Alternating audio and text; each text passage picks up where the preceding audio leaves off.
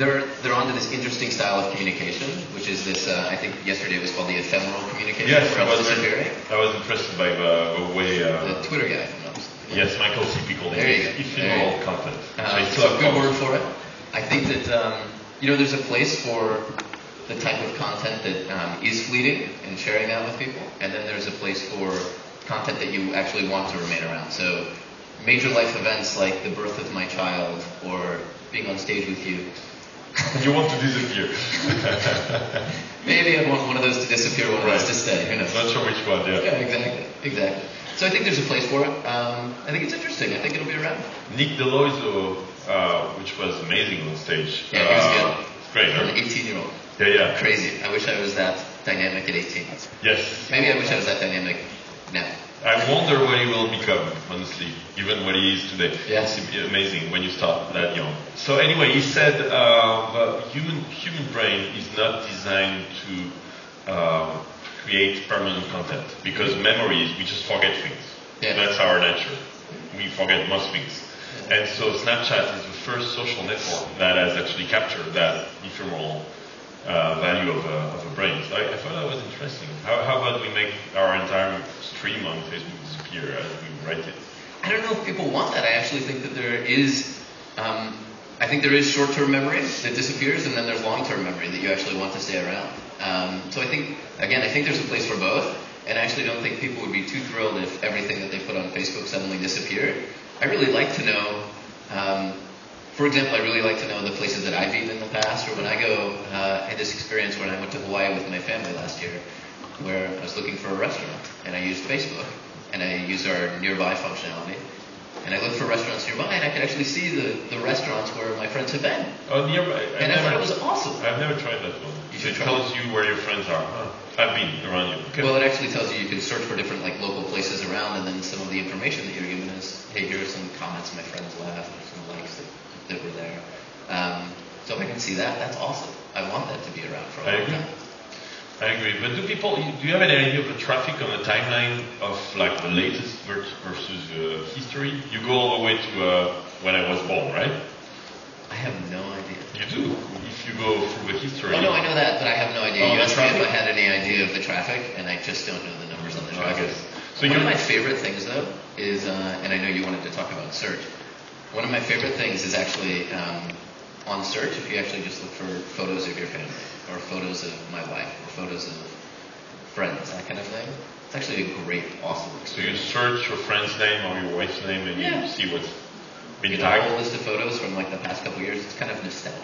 And you guys now, I'm each time very surprised how accurate your face recognition works.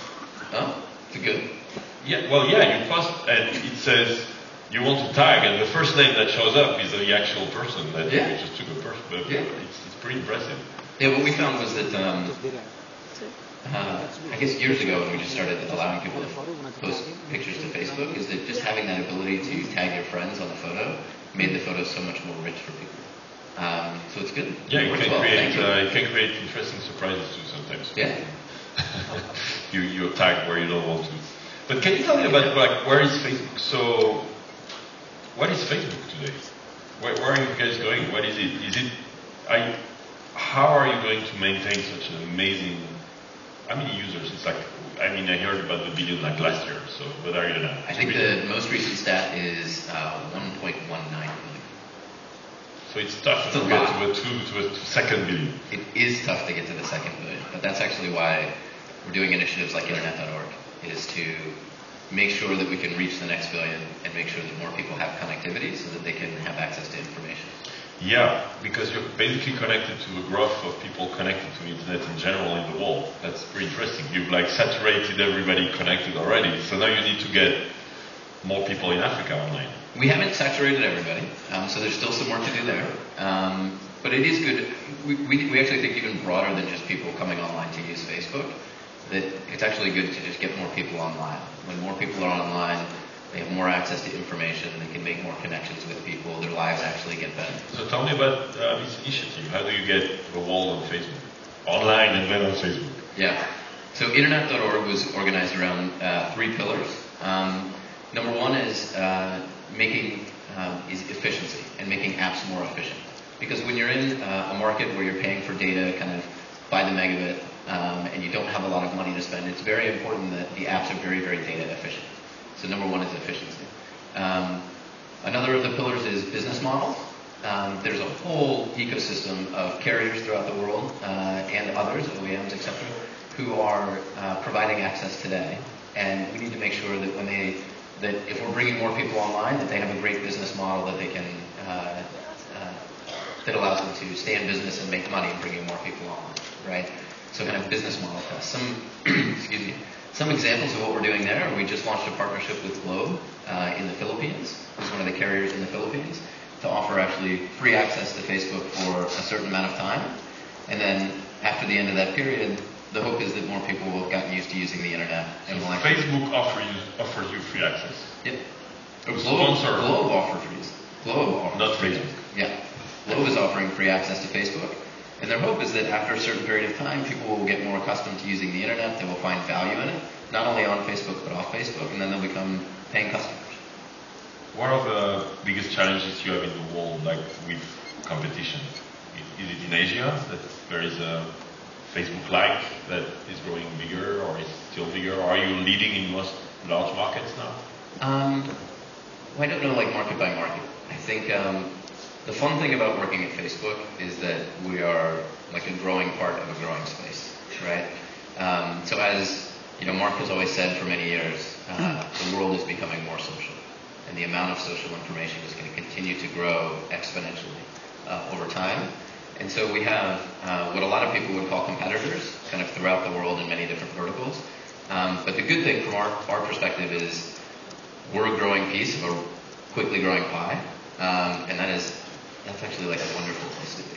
So tell me about the mobile shift, because it's amazing how you guys have changed. You've been a mostly web-based or desktop-based. We were. You were. That's where we started. Exactly. I mean, that's what it was. And then Mark was pretty notorious to promote HTML5 and do apps which were not native iPhone and Android apps.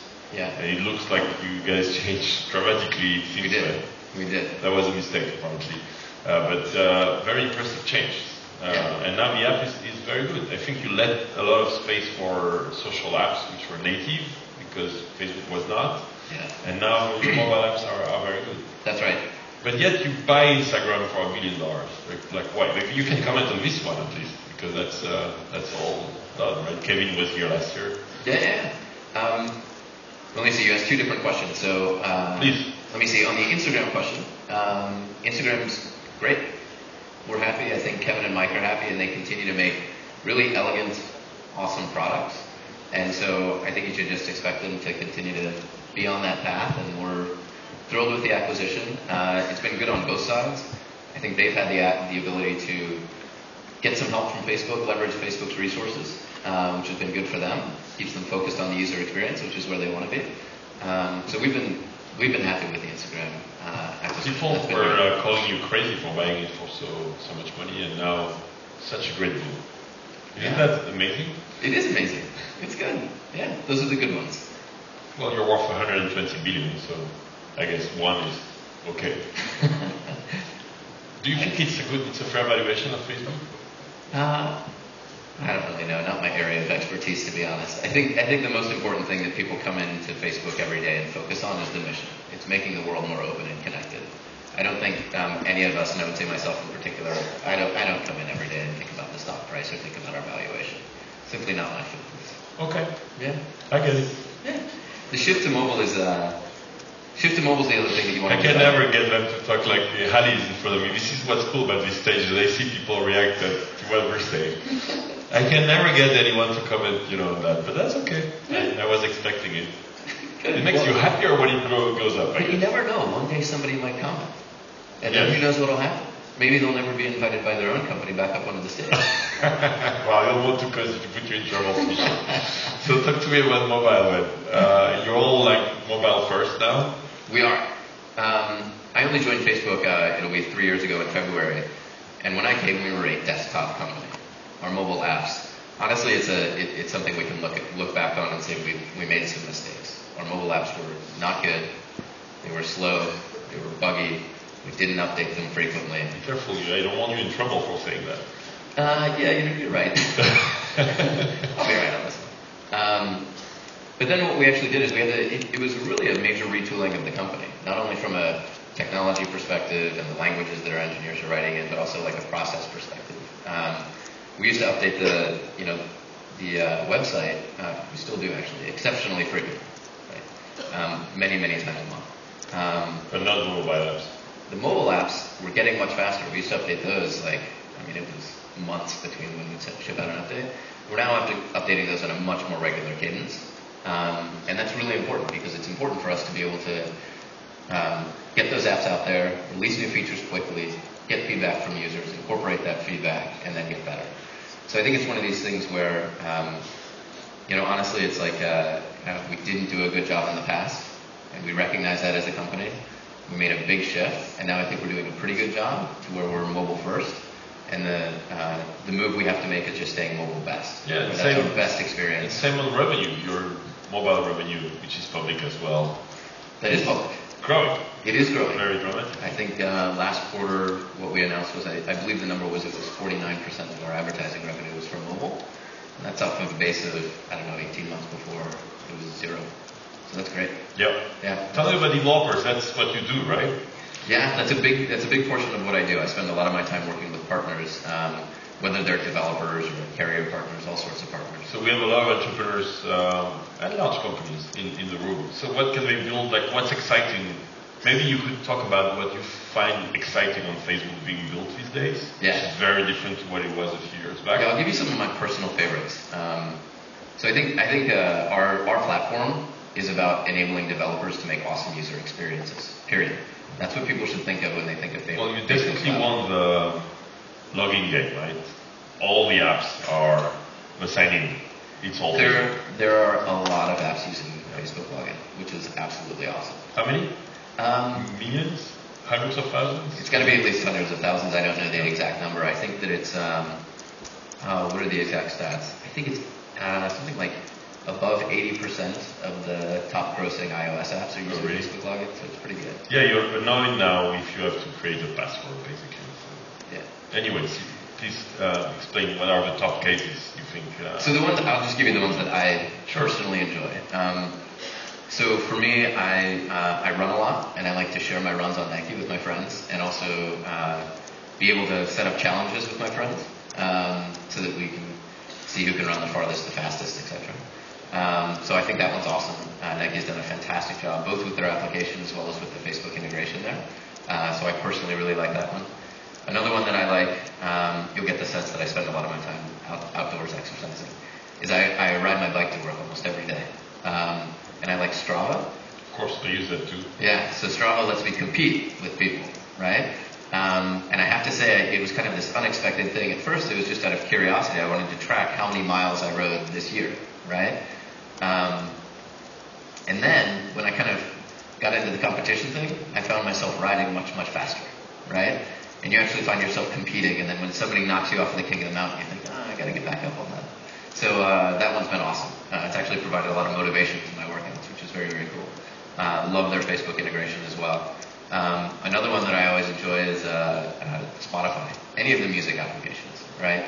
Being able to listen to the songs that my friends, my family are listening to, being able to share playlists, I think it's just a fantastic user experience. Yeah, and gaming is very social too. You have huge successes, right? Huge. On the platform. Yeah, I think in 2012 we paid out over $2 billion to developers, and that is predominantly from our gaming. Yeah, so it's a big business for us, and social games have been just an absolutely fantastic set of developers that we have on the platform. In fact, I think a French company this year won Game of the Year for Facebook. Criminal Case, by Pretty Simple. Right. So that's awesome. And you're in France too. You were not in France before. Now you have. Me personally or Facebook? Facebook's been here for a while. 3-4 years? Yeah. No, longer than that. Oh, really? Yeah, I think so. I'm too much in San Francisco then. Yeah. So there's one thing that is not really social is commerce. Retail, right? Online retailers. It's not very social. I don't know why. Why do you think is that? We don't really share what we buy. I don't see that on Facebook. I bought this or I bought that, or not so much, right? I think most of what I buy is really boring. It's my wife sending me to the grocery store, or it's like just one of the basic things. You should have things. a very cool bike, I guess. But biking is your passion. I have a nice bike. I like my bike. I do like my bike, and I might share that with people who would actually be interested in it, right? So maybe Strava's a good place where I could share like the bike that I just bought. I don't know. I agree with you actually. I agree with you. It's social commerce. I haven't seen the perfect user experience that I think really kind of captures what I believe social commerce could be. And I do think that commerce is naturally social. People share what they buy, whether with friends, yeah, but not so much on Facebook yet or anywhere else. Yeah, I don't see it. I don't see it as much yet. I think it's an opportunity, and there are a lot of good companies that are going after that opportunity. And we'll see. I'm sure something will come. Can you comment about competition? So how you see the space? Because you used to, there was Twitter, which was a stream, yeah. And you were a Facebook. You were cards with people, and at the very beginning, right? Yes. And I was actually commenting to Mike CP yesterday about this the book of Nick Bilton, where he explains about this. I know you'll answer. I was not there, but the meeting where Mark tried to acquire Twitter. Yeah. He said, "Oh, we're a very different thing. We have no stream. We're just about people, and our homepage is your friends." And that didn't work out very well. And then you created a stream, which we used. Most people forgot there was no stream on Facebook. Yeah, the page was not exactly a timeline, right? Yeah. And so what? Newsfeed was this big announcement. I think it was in like 2006. Yes. If I'm not mistaken. Yeah. And so sometimes I have troubles I have to admit I use Facebook more and more. Which I bet you will complain about. I even try to use it to blog and to post long form, almost like blog posts or full page. And there isn't that much left to Twitter because you took the feed, you incorporated it in a nice way. But the thing that's missing, I was saying, is search. Mm-hmm. You can search on Facebook, but like I cannot do what I'm doing on Twitter. I cannot search what people are saying on the web. I can search the hashtag, we just tried, right? Before we went on stage. But I cannot see, it's like there are tweets every 10 seconds or 30 seconds or more about the web. I can follow that. So if I'm a brand, if I am Orange, or if I am, we have the CEO here coming, if I want to see what people are saying about Orange, very easy on Twitter. Not so much on Facebook, right? Is it something you guys don't want to do? You're not interested in that? No, we just released a set of APIs a matter of weeks ago, maybe just a couple of months ago, that actually allow brands and kind of media companies, content owners, to be able to look and see and actually pull a feed of what are people talking about on Facebook. Because we know that people talk a lot about media, events, etc. on Facebook, and we haven't done as good a job as we could of surfacing that information to them. So we built these APIs. These big content owners can access these APIs, and they can now get a much better sense of exactly what's being talked about for their content, for their show, for the web, whatever it may be. So we are trying to improve the tools, and we are improving the tools that we're giving to content providers. Because that's a huge shift as well. You guys were mostly private, and now you're mostly public, or not? Like what content inside? I actually don't know. Like what I post is all public. Yeah. Like at all. And you're 100% public. I am, but by default it's public now. Your users, if they don't change to private, okay. I think. I'm not sure. You tell me. I'm not sure if that's the case. I feel like you're telling me. I might be totally wrong. That's a feeling. I see more and more posts in public, which I think is good. I think there are more and more posts. Because most things we share are not confidential. What we haven't done as good a job of in the past is surfacing all of the content that is being discussed on Facebook, and so we are working on various ways, and these APIs are a first step in terms of how we surface that content, because we know that people are talking about TV, movies, media, all sorts of things on Facebook. It is happening. We actually know that it's happening on Facebook more than it is anywhere else. We simply need to surface it well. TV is apparently a space where Twitter is going really hard on, like I'm watching TV, which I never do myself, but I get it. Maybe a sports match, football, and you comment live, and you see what's happening. And they're definitely very active in that space. So are you you're also trying to get the search to be at that real time. Yeah, I think the first question is, are users using Facebook to talk about TV? And the answer is unequivocally yes. Yes. That there's a lot of volume of live. Yeah. So you see even popular TV shows. Even live or even after. I remember after the Game of Thrones, the Red Wedding episode, like my feed the next day was all full of people saying, oh my gosh, can you believe what happened last night on the Game of Thrones? Yep. Our job is to actually surface that information better to content owners so that they can see and react to and use Facebook as a better platform for them to broadcast what they're doing. And we're doing it. And it's working. I wonder what will be left then. But tell me about the future. How do you see it? How do you see the Facebook evolving, or developers evolving with Facebook? Yeah, I think the theme here being kind of the next 10 years. Yeah. I think Facebook. Are you the next MySpace? No, I don't think so. I think what you'll see is for Facebook, we are going to continue to be focused on our mission. We're going to make the world more open and connected. So I don't know what Facebook is going to look like 10 years from now, but I know that we're an exceptionally mission-focused company, and we're going to be focusing on making the world more open and connected. And just to be clear, that was a question. I don't think you are, clearly. But it's... I think I answered it. I think, yeah, it's very successful right now. But it's amazing how much, things change so fast. Yeah. Like, suddenly, Instagram becomes huge. At one point, I don't know now, but it was posting more pictures than Twitter, and then Twitter had to, react, and then Twitter launches Vine for videos, and then you have Snapchat that grows tremendously, and so you guys are on a horse that keeps challenging you.